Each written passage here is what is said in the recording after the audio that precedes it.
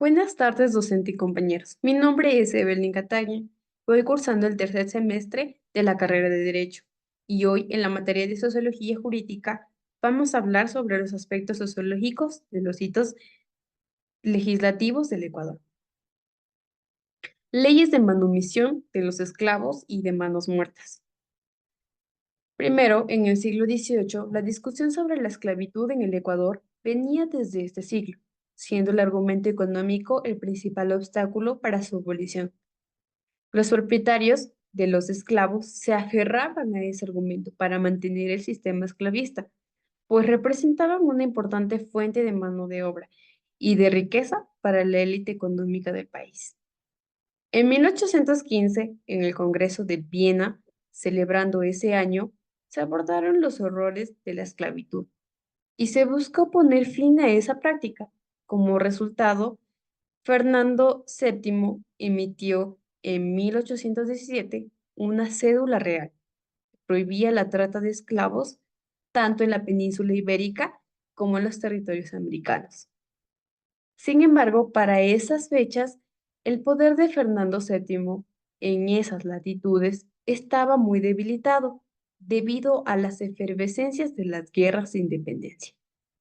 En 1821, con la llegada de la Gran Colombia, se dictó la ley del 19 de julio de 1821, que incluía la libertad de los partos, quiere decir los hijos de las esclavas, la manumisión de los esclavos y la prohibición de cualquier tráfico de este tipo. Esta ley representó un importante avance hacia la abolición de la esclavitud de la religión. En la década de 1830, la primera Asamblea Constituyente ecuatoriana, una vez establecida la República, prohibió la importación de esclavos. Sin embargo, mantuvo una limitación para aquellos dedicados a labores agrícolas o mineras, dejando así una puerta abierta para el tráfico de esclavos bajo este pretexto. En 1843 se promulgó una ley que prohibía específicamente el comercio de esclavos en Ecuador. Esta medida buscaba implementar los esfuerzos anteriores por erradicar la esclavitud en el país. En 1851, José María Urbina, entonces presidente del Ecuador, emitió un decreto que preparó el camino para la aprobación de una ley de manumisión de esclavos. Este decreto sentó las bases legales para que, al año siguiente, se promulgara una ley más integral sobre el tema. En 1852, finalmente, en la Convención Nacional, convocada por Urbina, se aprobó la Ley de Manumisión de los Esclavos, cuyo texto fue propuesto por Juan Illingworth y Francisco Quinto Aguirre. Esta ley financiaba la liberación de los esclavos mediante la recaudación de los impuestos, del aguardiente, de la pólvora, de las herencias, de las sucesiones, de los bienes raíces y de las profesiones e industrias. En 1854, si bien la mayoría de los propietarios de esclavos aceptaron la manumisión establecida en la ley de 1852, hubo casos de individuos sin escrúpulos que aprovecharon el desconocimiento de los esclavos, los mantuvieron en servidumbre hasta este año.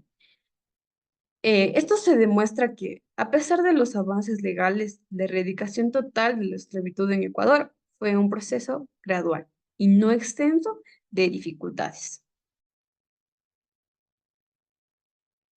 El Código del Trabajo. Antecedentes históricos del Código del Trabajo. Eh, Las ideas liberales que habían madurado desde los primeros años de la República dieron lugar a la Revolución de 1895, buscando establecer un liberalismo político y un Estado laico. Sin embargo, después de la muerte de Eloy Alfaro en 1912, los gobiernos posteriores se alejaron de esos principios revolucionarios, acercándose más al liberalismo económico. Este giro generó malestar en la población por la crisis económica y la carecía que afectaba a las clases populares.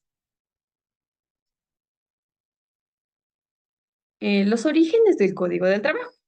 La Revolución Mexicana de 1910 y la Revolución Rusa de 1917 influyeron en la aparición de la ideología socialista en Ecuador.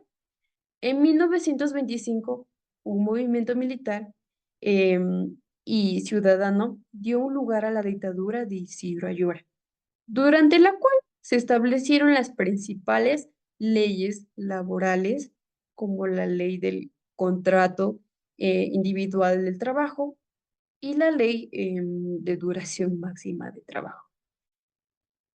Estos hitos sentaron las bases para la posterior creación del Código del Trabajo.